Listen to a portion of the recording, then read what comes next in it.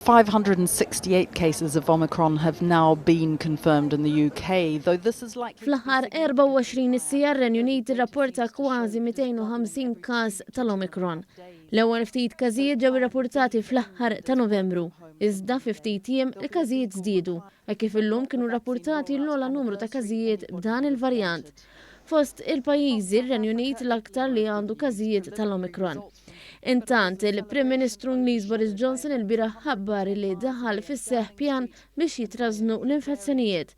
Fost il-miżuri li tħabbru hemm li minn għada qed jiġi obbligat l-ilbies tal-maskra f'postijiet pubbliċi. Denmark locked down early and it locked down hard. Il-Prim Ministru Daniża Frederiksen ħabret l-għenu tal-iskejjel primarja mill-15 ta' Diċembru kawża tat-tixrid tal-varjant Omicron. Riżultat tal-imxija fid-Danimarka se jingħalqu r-ristoranti u l-bars minn nhar il-ġimgħa li ġej. Id-Daniżi qed jiġu mħeġġa jaħdmu mid-dar u jħassru l-festini tal-miliet fid-djar. Id-Danimarka rat żieda qawwija ta' każijiet ta' COVID-19 fl-aħħar ġimgħat u l-gvern qal li kien kostret jerġa' jdaħħal numru ta' restrizzjonijiet.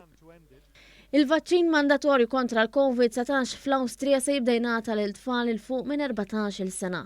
Tena dan il-Ministru għas-Saħħa Awstrijak. L-obbligazzjoni biex jittieħed il-vaċċin se jidħol fis-seħħ minn frar li ġej u dawk li jirrifjutaw jistgħu jiġu multati 3,600 euro. Id-dettalji dwar dan il-pjan għadhom iridu jiġu approvati mill-Parlament. Madankollu jidher li l-Gvern għandu l-appoġġ ta' żewġ partiti fl-oppożizzjoni u għalhekk huwa mistenni li dan il-pjan jgħaddi faċilment. L-Slovakkja approvat pjan li tagħti inċentiv finanzjarju għal persuni li għandhom il-fuq minn 60 sena u li jkunu tlaqmu kontra l-COVID-19. Din il-miżura daħlet fis-seħħ kif il-pajjiż għandu waħda mill-inqas rati ta' tilqim fost il-pajjiżi kollha tal-Unjoni Ewropea. Fil-fatt, sissu minqas minn nofs mill-5 miljun u nofs persuna li huma mlaqma kompletament. Il-Ministru għall-Finanzi Slovak tenna li din il-miżura se tkun qed tgħin biex jitlaqmu aktar persuni.